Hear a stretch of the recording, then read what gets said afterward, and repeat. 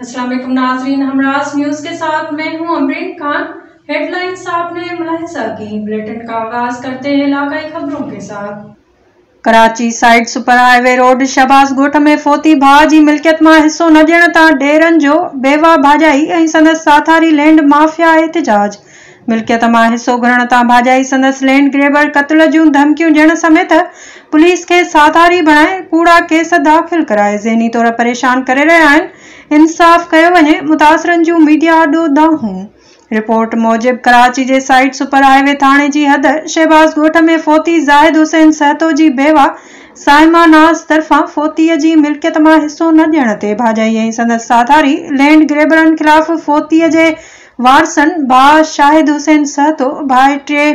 आशिक अली, सोट दोस्त मोहम्मद वाहिद बख्श सहतो एहतिजाज कंदे दाहींदे चयो आहे त 1 साल अॻु ज़ाहिद हुसैन जी फोतगी बाद बेवा ज़ाल साइमा नाज़ घर में पयल 1.5 करोड़ रक़म खणण समेत फोतीअ जी मिल्कियत जंहिंमें होटल, 1 अस्पताल, स्कूल, 2 अदद गाॾियूं विकिरो करे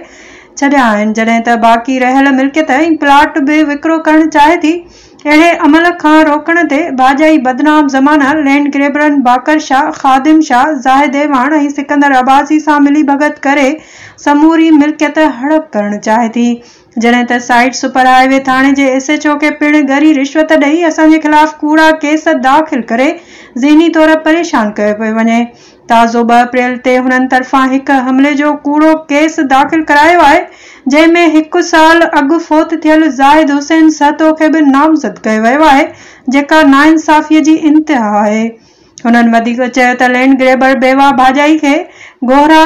करे असांजी मिल्कियत ते मोर्चा क़ाइम करे ॿाहिरां खां किराए जा हथियारबंद घुराए खून रेज़ी कराइण चाहिनि था। संदन चवणु हो त भाॼाई विकिरो कयल ऐं बाक़ी रहियल मिल्कियत जी कानूनी तौर विरासत करण लाइ बि तयारु नाहे, ॿियनि माण्हुनि जे हथां इस्तेमाल थी वधीक फ़साद करणु चाहे थी, जॾहिं त बाकर शाह वज़ीर आला सिंध सां निकितल तस्वीरुनि खे ढाल बणाए पुलिस ते प्रेशर विझी ऐं रिश्वत एवज़ SHO साइड सुपर हाईवे खे साथारी बणाए असां सां ज़्यादती करे रहियो आहे, जंहिं करे पुलिस असां ख़िलाफ़ रण ॿारे घरनि ते काह करे कूड़नि केस में गिरफ़्तार सामान जी फुर लुट कई आहे। हुननि सिंध हाई कोर्ट जे chief justice IG Sindh, police SSP east DC Malir खां घुर कई आहे त मामले जो नोटिस वठी मिल्कियत जी कानूनी विरासत कराए फ़साद कराईंदड़ लैंड ग्रेबरनि ख़िलाफ़ क़दम खणी कूड़ा केस ख़त्म कराए वञनि। ॿी सूरत में एहतिजाज जो दायरो वधायो वेंदो।